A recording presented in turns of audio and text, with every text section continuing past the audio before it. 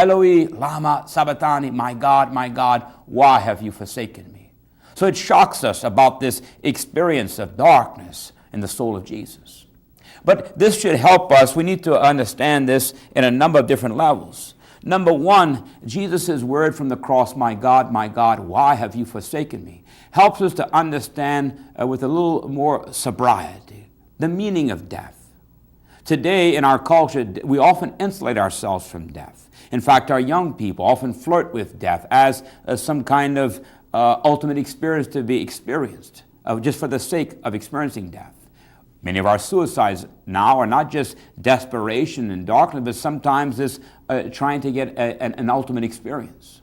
Death is a serious reality. It's something that God didn't will. He had no pleasure in death. But death entered into the world through Satan, the envy of Satan, through sin. And with sin, death as a consequence of sin. So death is the final consequence of sin that we read about in the book of Genesis. And it's given that every man die once. And when Jesus came and experienced death, he didn't take death away. Rather, he transformed death, which was a penalty, which was a tremendous block or a wall that kept man and frustrated him from his pursuits. And at the same time, Jesus, transforming it with love, turns it on its heels and makes it a very path to move, to pass us into that Sabbath rest of being with the Father and the Son and the Holy Spirit eternally. So this reality of death today is often disregarded or not treated in its proper sobriety. In Mark's gospel, the same gospel that we have our word from today, when Jesus began his passion, Mark tells us that Jesus was overcome with fear and distress. This is the reality of the kind of death that he faced. And everything human in us, even in the perfect humanity of Jesus, a perfect human nature which had no imperfection and no taint of sin, everything human in Jesus, you see, was feeling the great distress of death. So much so that Jesus says Jesus was overcome with fear and distress. And so, yes, death is a great reality. And we don't know if we're going to experience fear when we're dying or not. But even Jesus experienced it. And so this is taking death seriously. Death is not something that we do. Death is a reality that overwhelms us, overcomes us. We don't do death. Death does us, in fact. It's like the experience that we hear in the Psalms of being inundated, being overwhelmed by the reality. And so the Catechism says, an enigma for man. Man faces his dissolution. And all natural realities begin to fade. And it's only supernatural hope, the hope that's Christ, who is our trailblazer, who has gone through that gate of death and blazed the trail for us to go with him into eternity. So the first point we want to make is that death is a reality that is something to be reckoned with, a great reality. And so Jesus experiences at death this abandonment. Secondly, we have to realize that Jesus died to take on the penalty of sin, and that our own death is the final penalty for sin.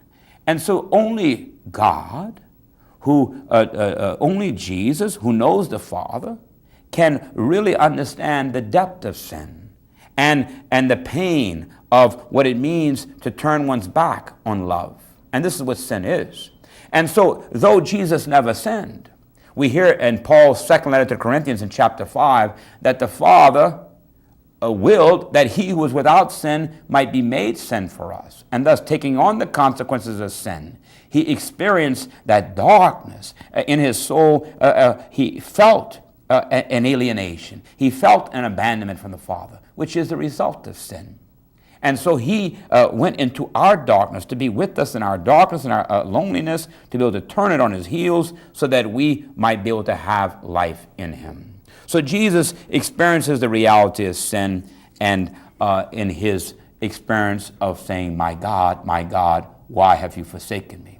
But as Holy Father Pope John Paul II said at the end of the Jubilee year, the extraordinary great Jubilee of the year 2000, in his New Millennium Beginning letter, which he signed as he closed the doors of St. Peter's, ending the Holy Year at the beginning of 2001, our Holy Father said that, brothers and sisters, I quote, is not the cry of anguish of a man, Jesus' cry of anguish is not a man crying out without hope.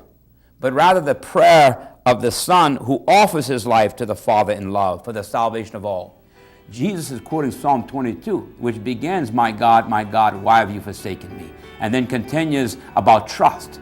And so when, at the very moment when Jesus is experiencing the abandonment of sin, our sin, he abandons himself into the hands of the Father. And so Jesus' darkness is broken through with his great trust in the Father. So next time we'll look at the sixth word of Jesus from the cross when Jesus says, it's finished, and try to understand a little better that meaning. Thank you, Father Champagne. Coming up next, in a conversation with Bishop Michael Gerald, Monsignor Richard Green interviews Bishop Gerald about the Diocesan Finance Board. Good morning, and thank you for joining us for another conversation with the Bishop of Lafayette, Bishop Michael Gerald. Bishop, thanks for being here. Thank you. On various occasions recently, we've spoken about the Council of Priests and the Diocesan Pastoral Council. But there's another council or board that has been part of our diocesan structure for decades. So, Bishop, why don't you tell us, if you would please, about the Diocesan Finance Board?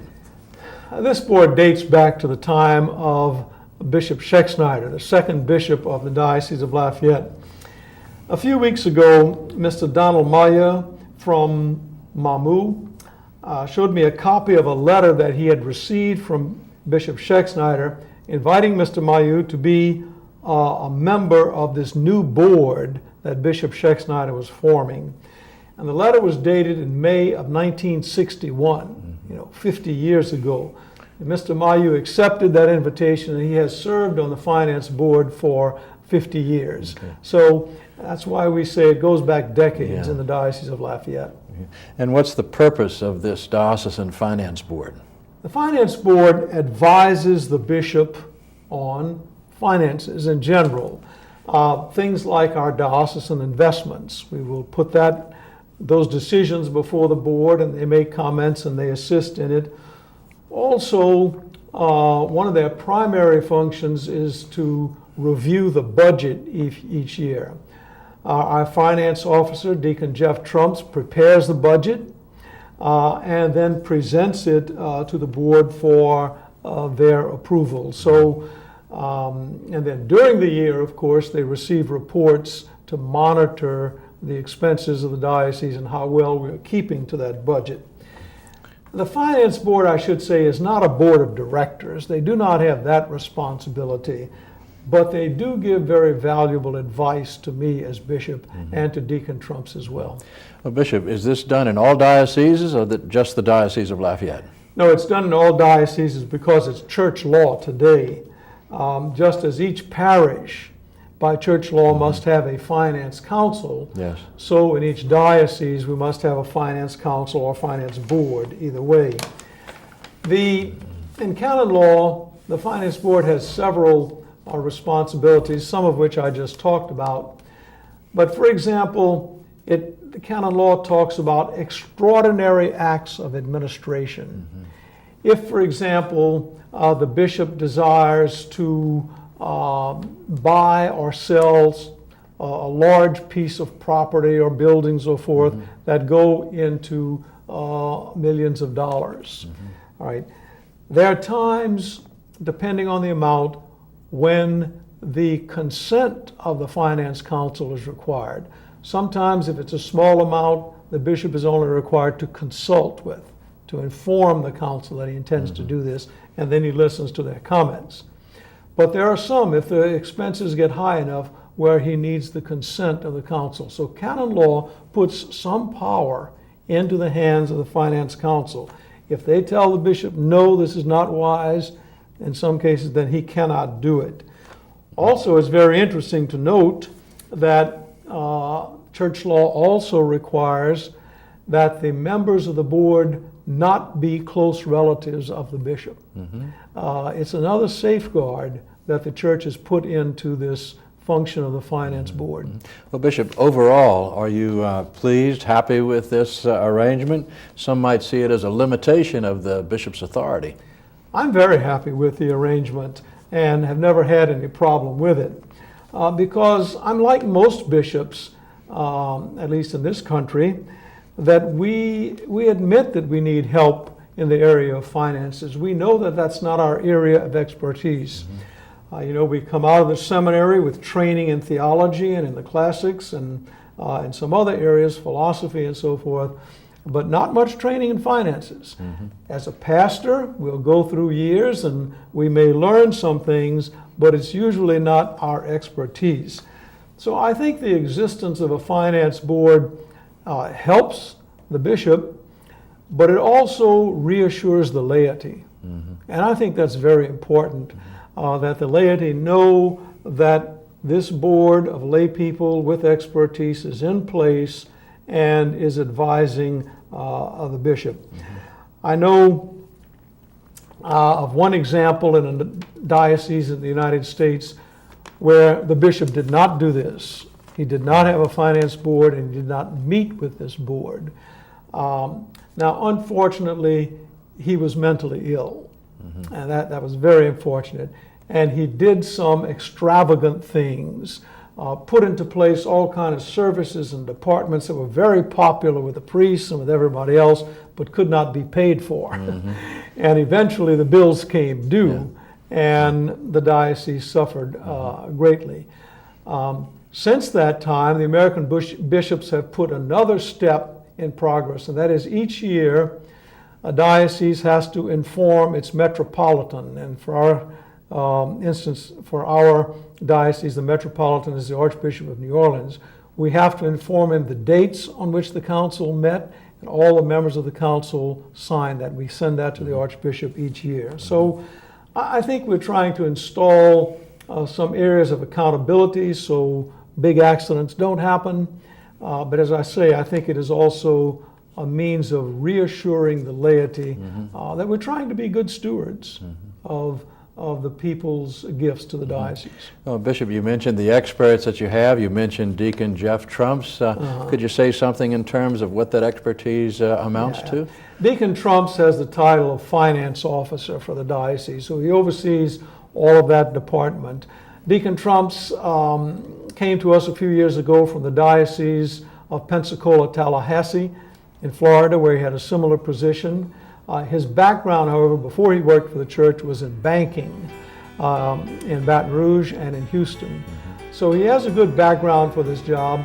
He is, by the way, a native of Houma, so he's more or less a local boy. And he does a very good job for us, and we're happy to have him. Okay. Well, Bishop, do you have a final word? Sure, I would like to say thanks to Deacon Trumps, but also thanks to the men and women like Mr. Donald Mayu, who has served for 50 years. The other members have not served quite that long, but I thank them. And also I thank all the parishioners in the diocese who have been generous to the church through many years. Thank you very much, Bishop, and we'll see you next week for another conversation with Bishop Jarrell. Thank you, Bishop Jarrell and Monsignor Green. Bishop Jarrell is always eager to share the Catholic faith with everyone. We hope you've enjoyed our program because it is produced for you. So please join us next week on this station as we tell the people about the Diocese of Lafayette and the good news of our Catholic faith.